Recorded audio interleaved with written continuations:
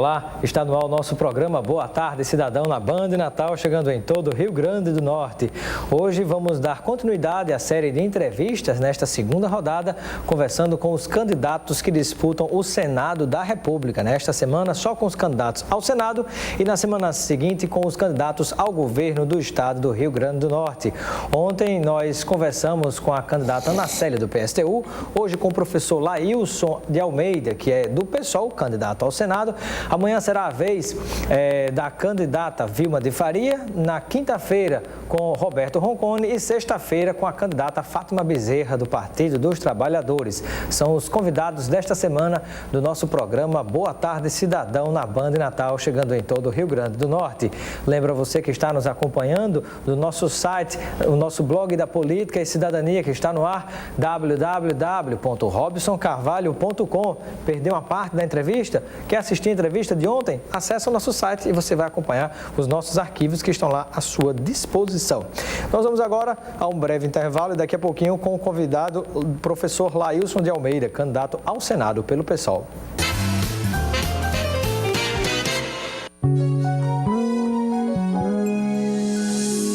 Nordestão é sorriso no rosto e alegria no ar. É um jeito de ser bem da gente, é ser potiguar. É trabalho e carinho que nasce e cresce forte. Nordestão é amor pelo nosso Rio Grande do Norte. É grande essa terra de muitas riquezas. É grande a história, é tanta beleza. A felicidade tá servida na mesa. Rio Grande do Norte, lindo por natureza. É arte, é cultura, é povo de bom coração. É o valor que a terra da gente tira desse chão. Rio Grande do Norte, talento que brota das mãos. Rio Grande do Norte é Nordeste, é Nordestão. Nordestão é amor pelo Rio Grande do Norte. Sua felicidade faz parte da paisagem. Ecocil Ecogarden Ponta Negra. 2 quartos com ou sem suíte a 3 minutos da praia de Ponta Negra. Um empreendimento com segurança e lazer completo pertinho da praia, com uma qualidade Ecocil. Tudo para ver sua família feliz. Ecocil Ecogarden Ponta Negra. Visite a central de vendas Ecocil no Espacial Mall, Avenida Roberto Freire. Ecocil, você conhece e confia. Boa tarde, cidadão. Oferecimento: Supermercado Nordestão.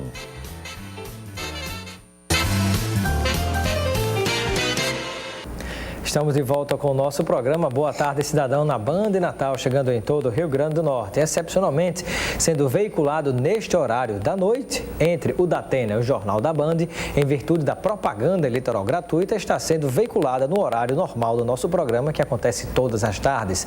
Nesta semana, estamos conversando com os candidatos que disputam o Senado da República. Ontem foi a vez da candidata Ana Célia do PSTU.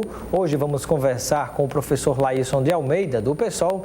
Amanhã, Vilma de Faria, do PSB. Na quinta-feira, vamos entrevistar o candidato Roberto Roncone, do PSL.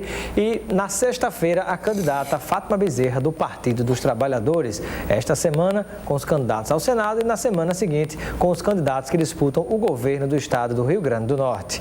Eu gostaria de dar boa tarde ou boa noite, pelo horário de veiculação também do nosso programa, ao professor Laílson. Seja bem-vindo. Boa tarde, Robson. Um prazer tê-lo conosco. Igualmente. Pergunto ao professor Laílson, como é que tem sido esse período de campanha? Nós fizemos uma primeira rodada de entrevista com os candidatos no comecinho da campanha. E hoje, nesta reta final, qual é a reflexão que você faz em relação à sua posição nessa disputa? Olha, bastante animado, apesar das dificuldades, das condições objetivas da campanha, falta de uma estrutura maior e enfrentando duas estruturas muito fortes do ponto de vista, inclusive econômico-financeiro. Portanto, assim, nós estamos passando nossa mensagem com absoluta tranquilidade. Entendemos que as nossas propostas, elas são realmente propostas que vai de encontro a um processo de mudança real, na política do Estado, do Brasil, e, portanto, estamos absolutamente tranquilos e cumprindo um papel que entendemos muito importante nesse processo. Professor Lailson, e na sua avaliação, qual é o papel que você desempenha? Já que, pelo menos do ponto de vista das pesquisas, pelo menos de acordo com o que está colocado, não haveria condição para a eleição. Olha, essa questão das pesquisas, inclusive, tem que ser discutido com maior cuidado, até porque não sabemos qual a metodologia, enfim. E há um dado importante, inclusive, são revelados por essa pesquisa, é que há um número expressivo de eleitores que ainda não decidiram, inclusive pelas informações, aponta que são eleitores que não estão, né, dispostos a votar nas duas candidatas, né, das chamadas coligações da velha política. Portanto, nós temos um espaço e acreditamos que a nossa mensagem está sendo direcionada, inclusive, para esse segmento e para os demais segmentos para fazer uma reflexão. É necessário que o eleitor ele faça uma profunda reflexão sobre a posição, sobre a história, né, sobre o lado, né, desses candidatos, para decidir com consciência e decidir com a perspectiva de mudar o cenário político estadual e nacional. Candidato professor Lailson, você disputa o Senado da República pelo PSOL. Quais são as três principais propostas, alternativas que você defende como candidato e que pretende implantar caso seja eleito senador? Muito bem. A principal é a reforma política, até porque para mudar a coordenação de forças e, de fato, democratizar o processo político brasileiro, que não é democrático. O que precisa ser mudado nesta área da discussão da reforma política, de acordo com a sua visão? Olha, um é o financiamento privado. Por fim, é o financiamento privado. Portanto, instituir o financiamento público sob absoluto controle do Poder Judiciário, da Justiça Eleitoral. Isso é fundamental. Rediscutir toda, inclusive, a questão do tempo, da participação dos candidatos na mídia, enfim, e discutir, né, a estrutura, né, dos partidos, inclusive, assim, criar cláusula de barreira, porque tem outros partidos, na realidade, não são partidos, são siglas de aluguéis. Veja você que na coligação do PMDB são 18 partidos, e isso é algo absolutamente inaceitável. Portanto, temos que ter uma estrutura, uma legislação que moralize esse processo. Moralizar de que maneira? Criando a cláusula de barreira, né, pondo fim ao financiamento privado e criando um processo de controle por parte do Poder Judiciário. Você é favorável ao financiamento público de campanha? Sou. Sim. Mas tem a consciência de que o financiamento público de campanha, ele não inibe o acontecimento do Caixa 2, que é realmente o grande mal que se observa na política? Não seria pegar mais dinheiro público e jogar nas mãos dos políticos para fazerem campanha? Não, eu acredito o seguinte, desde que nós tenhamos realmente um Poder Judiciário disposto a controlar e acompanhar o processo, há como fazer esse controle. Mas por que esse controle não existe hoje? Porque muito se fala, mas na hora que houver o financiamento público de campanha, haverá mais fiscalização e a coisa vai ser diferente. Mas por que não é hoje? É porque não tem o financiamento público e o Tribunal Regional, os Tribunais Regionais Eleitorais, o TSE não fiscalizam? Está aí, inclusive, o papel importante da imprensa, no sentido da denúncia e do acompanhamento. Portanto, não podemos, sobre a alegação de que não é possível controlar, não fazer a mudança. A mudança ela é premente, ela é fundamental. E quais seriam os dois outros tópicos que você defende nessa disputa ao Senado, além da reforma política? Reforma tributária, né, para criar um sistema justo, né, que inclusive estabeleça uma tributação sobre fortuna, né, e, portanto, equalize toda a estrutura tributária, né, todo o sistema de impostos e tributos. Em relação à reforma tributária, aprofundando nesse tema, qual o ponto mais crítico que você diz que deve ser discutido e modificado? A sonegação, né? E setores amplos. Mas a sonegação independe de uma reforma. É necessário ou sem reforma, a sonegação, se não houver fiscalização, ela acontece. É necessário estabelecer critérios claros e, outra coisa, dispositivos que incorporem setores importantes da economia que não pagam imposto. Setor bancário, setores empresariais que são, por conta da flexibilização da lei, são praticamente isentos. Portanto, é necessário ter uma estrutura tributária que faça com que quem tem mais né, pague mais e quem tem menos pague menos. Portanto, essa é a proposta fundamental, justiça fiscal. Em relação ao Pacto Federativo, você imagina discuti-lo dentro da reforma tributária? Isso. O pacto ele precisa fundamentalmente das duas coisas, reforma política e reforma tributária. Sem essas duas, não tem como você implementar, né, o chamado Pacto Federativo. E qual seria o terceiro tópico que você pretende discutir como candidato ao Senado, que pretende também implementar caso seja eleito? São vários tópicos, inclusive a reforma agrária, que na realidade no Brasil não existe reforma agrária. É um processo de assentamento, né, de distribuição de terra, mas é necessário romper com essa estrutura fundiária extremamente atrasada. Portanto, a reforma ela tem que ser agilizada e tem que ser estabelecidas metas mais ousadas para beneficiar a grande maioria dos trabalhadores rurais. O que é que você considera como metas ousadas? É mudar a estrutura. Vou dar de que maneira? Vou dar uns números que mostram bem como é desequilibrada a estrutura, o esquema. 85% das áreas férteis, né, hoje no Brasil se destina ao plantio de milho, soja, pasto, cana-de-açúcar, ou seja, voltado para a produção de commodities. Enquanto isso, os trabalhadores rurais não têm, né, espaço suficiente, são setores, inclusive, não só do ponto de vista de financiamento, de novas tecnologias, mas de acesso à terra não tem condições. Portanto, é necessário alterar, reverter esse quadro. Professor Lailson, e com relação à própria reforma agrária, como você citou, como você diria que deve-se trabalhar a questão dos assentamentos e como lidar com o próprio movimento dos sem terra? Por onde passaria essa questão nessa discussão? Olha, é necessário que o governo, né, tenha a capacidade, inclusive, de não só de adquirir terra, mas expropriar. E áreas importantes, inclusive próximo a projetos de irrigação tal, que crie condições efetivas de produção, né? É necessário estabelecer aquele equilíbrio. Nós dizemos o seguinte, compatibilizar a força produtiva com o potencial de produção da terra e, portanto, diante disso, a partir de estudos, estabelecer módulos, né, rurais produtivos, ou de forma coletiva ou mesmo de forma individualizada. Portanto, esse modelo ele tem que ser repensado, né, para que tenhamos acesso à terra e a terra de boa qualidade e não somente isso, equipamentos, né, apoio técnico, portanto, financeiro e o que é mais importante, a definição e a garantia de mercado. Estamos conversando com o professor Lailson de Almeida, candidato ao Senado da República pelo PSOL. Nesta semana, estamos conversando com todos aqueles que disputam o Senado aqui no estado do Rio Grande do Norte. Na próxima semana, serão os candidatos que disputam o governo do estado do Rio Grande do Norte. Nós vamos agora a um breve intervalo e daqui a pouquinho continuaremos com essa entrevista falando mais sobre a parte político-partidária, sobre as eleições, as demais coligações que estão também disputando este cargo de Senado e ainda as disputas do governo. Até já! Sua felicidade faz parte da paisagem. Ecosil Ecogarden Ponta Negra. 2 quartos com ou sem suíte a 3 minutos da praia de Ponta Negra. Um empreendimento com segurança e lazer completo pertinho da praia, com uma qualidade Ecosil. Tudo para ver sua família feliz. Ecosil Ecogarden Ponta Negra. Visite a central de vendas Ecosil no Espacial Mall, Avenida Roberto Freire. Ecosil, você conhece e confia. Nordestão é sorriso no rosto e alegria no ar. É um jeito de ser bem da gente, é ser potiguar.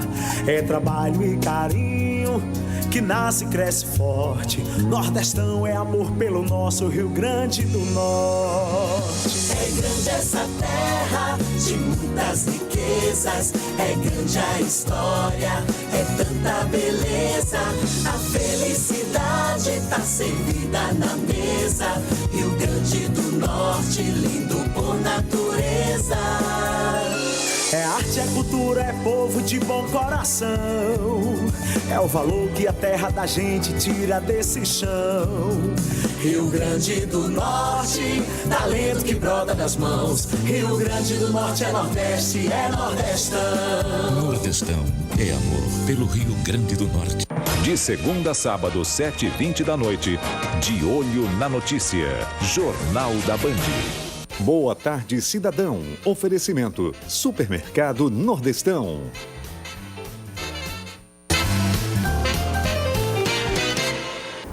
Estamos de volta com o nosso programa Boa Tarde, Cidadão, na Band Natal, chegando em todo o Rio Grande do Norte. Conversando hoje, nesta série de entrevista, com os candidatos que disputam o Senado da República pelo Rio Grande do Norte. Hoje conversando com o professor Lailson, que disputa o cargo pelo PSOL. Amanhã será a vez da ex-governadora, vice-prefeita de Natal, Vilma de Faria. Na quinta-feira, vamos conversar com Roberto Roncone e sexta-feira, a candidata Fátima Bezerra, do PT. Professor Lailson, qual é a visão que você tem em relação à disputa do Senado, você observando, analisando o posicionamento dos seus concorrentes, que reflexão você faz e compartilha com o nosso telespectador? Olha, nós estamos vivendo, inclusive vou destacar 2 pontos fundamentais nesse processo todo. Um é a questão da crise, né, econômica que está ficando cada vez mais forte. Dados recentes apontam que o crescimento... Crise econômica nacional. Nacional. Aponta que a economia, o PIB, deve crescer 0,3%, que é uma situação muito grave, considerando o potencial, né, do Brasil em termos de recursos e tal, né, e perspectiva de desenvolvimento. Portanto, é um dado gravíssimo.